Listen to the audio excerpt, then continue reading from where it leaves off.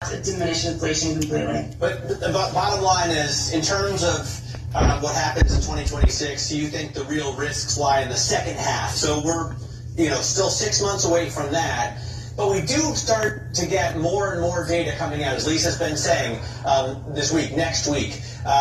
How key is, for example, the December jobs report for you?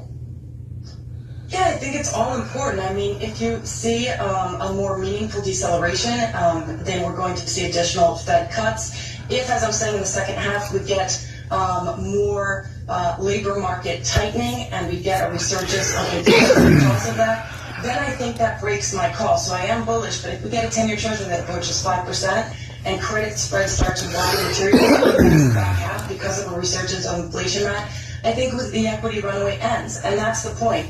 The rates compete directly with equities. So, borrowing costs rise sharply, financial conditions tighten fast. I think that's where the exact yield level matters. It's a regime change that signals, and I think that the equities can move very quickly as a result. And Catherine, you were saying that is the regime change when the 10-year yield approaches that 5% level, not necessarily the tick, but that regime change kind of competitive edge. How much does the political landscape factor into this, the fact that the midterm elections are coming up and some of the potential incentives that may emerge heading into that?